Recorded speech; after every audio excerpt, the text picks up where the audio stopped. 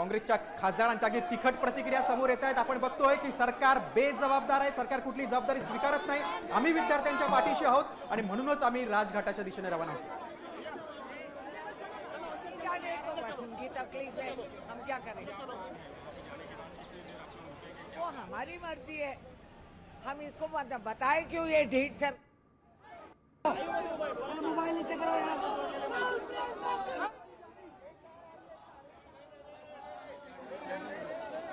बघा, ज्येष्ठ नेता रेणुका चौधरींची प्रतिक्रिया होती की आम्ही सरकारला घाबरणारे नाही, सरकारच्या दडपशाहीला आम्ही घाबरणार नाही अशी प्रतिक्रिया दिली।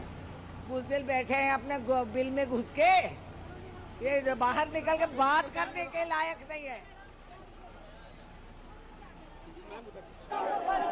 सरकार संवाद करत नाही याच्यावर त्यांनी टिप्पणी केलेली आहे। अगदी बरोबर, संवाद करण्याच्या लायकीचं नाही अशी संतप्त प्रतिक्रिया रेणुका चौधरी यांनी दिली आहे। तसंच काँग्रेसचे इतर खासदार सुद्धा त्यांनी बोलक्या प्रतिक्रिया दिल्या आहेत। हे सरकार मुलींवर सुद्धा मारहाण करतंय, त्यांच्यावर लाठीचार्ज करतंय, मात्र आम्ही गांधी स्मृतीकडे जाऊन अहिंसेचा संदेश देतोय असा एक प्रकारचा संदेश मेसेज इंडिया आघाडीच्या नेते आता सरकारला देऊ पाहत आहेत।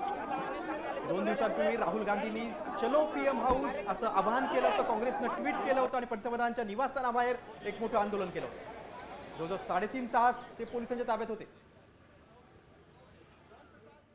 ऑल पार्टी मीटिंग बुलाई गई थी, उसमें हम सब लोग अंदर थे और अभी हम लोग आप लोग कहाँ जा रही हैं? क्या 30 जनवरी गांधी स्मृति जा रही हैं आप 30 लोग? जनवरी गांधी तो जा रहे हैं हम लोग। अभी वहाँ पे जाके हम लोग अपना क्या वहीं बैठेंगे आप लोग? अभी वहीं बैठने का फैसला हुआ है।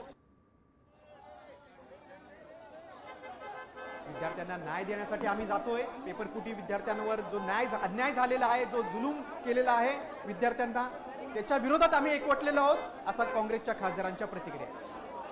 आपण दृश्यामध्ये बघतोय की खासदार प्रियंका गांधी देखील आपल्याला दिसत आहेत।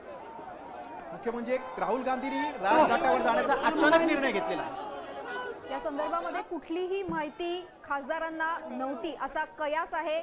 राहुल गांधी यांनी काँग्रेस खासदारांची बैठक बोलवली होती, मात्र ज्याप्रमाणे मंगळवारी त्यांनी अचानक चलो पीएम हाऊसचा नारा दिला होता, अगदी त्याच पद्धतीनं गनिमी काव्याने कदाचित पोलीस आणि माध्यमांना याची खबर लागू नये याची पूर्ण काळजी घेत राहुल गांधी यांनी हा राजघाटावर जाण्याचा निर्णय अचानक घेतला आहे। We are giving a message that the country needs democracy, not crackdown, not police raj, not martial law.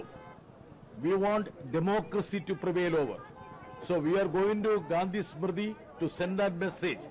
And the police has taken over the entire capital city. And there is a crackdown that is being planned. So we feel that MPs need to be on the streets to fight for the democracy, to fight for the students. And last several days, it's something like taking over the capital city. We claim that this is mother of democracy. Now we know what is the situation of the mother of democracy. You know, we had all grouped here, and we are aware of the seriousness of the issue, because instead of discussing and resolving the issue just for saving Dharmendra Pradhan